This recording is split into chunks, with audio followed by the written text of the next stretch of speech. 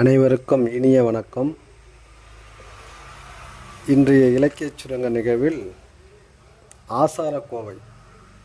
ஆசாரம் என்றால் ஒழுக்கம் என்று பொருள்படும். இந்த ஆசாரக்கோவையில் மொத்தமாக 100 பாடல்கள் இடம்பெற்றுள்ளது. அதில் 96வது பாடல் ஒன்று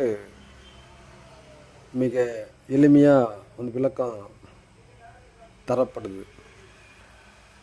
இது ஆசாரக்கோவை என்றால் மனிதர்களுக்கு தேவைப்படும் அந்த ஒழுக்கங்களை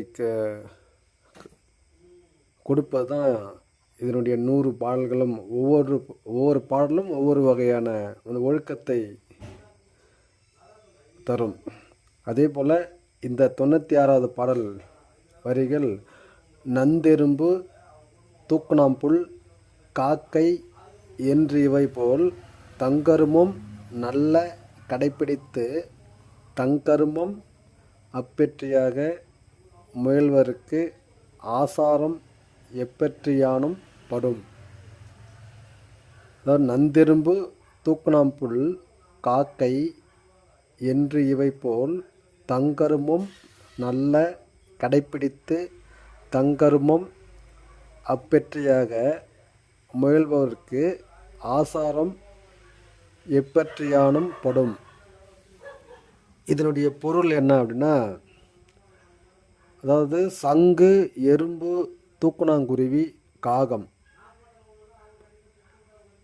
தங்களுக்கு தேவையானவற்றை எப்படி சிறப்பாக சேர்க்கின்றனவோ அதுபோல தங்களுடைய கடமைகளை சிறந்த முறையில் பின்பற்றுபவர்களுக்கு ஆசாரம், அதாவது ஆசாரம் என்றால் ஒழுக்கம் எத்தகைய சூழ்நிலையிலும் இயல்பாகவே அமையும் என்று இது பொருள் தருது. அதாவது முதல்ல சங்கு சொல்கிறாங்க.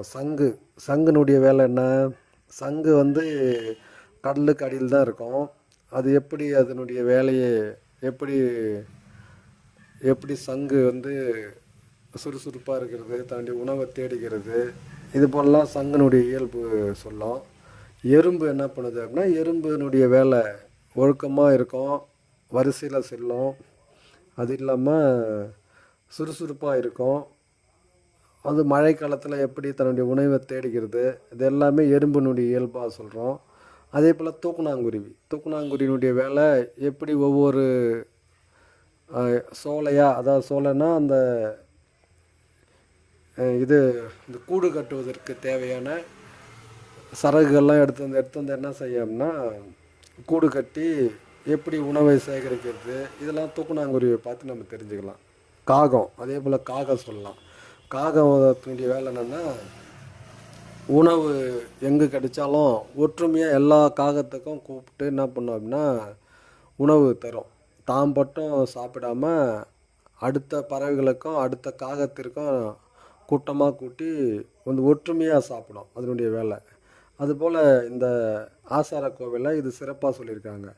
நந்தெரும்பு தூக்குநாம்புல் காக்கை என்றிவை போல் தங்கரும்பம் நல்ல கடைப்பிடித்து தங்கரும்பம் அப்பெற்றியாக முயல்வருக்கு ஆசாரம் எப்பெற்றியானும் படும் என்று சொல்லலாம்.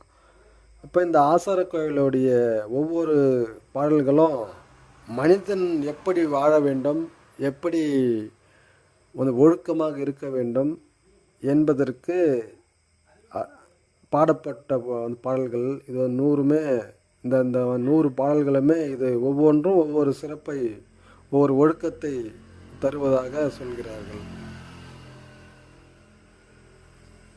மீண்டும் அடுத்த இலக்கிய சுரங்க நிகழ்வில் சந்திப்போம். நன்றி, வணக்கம்.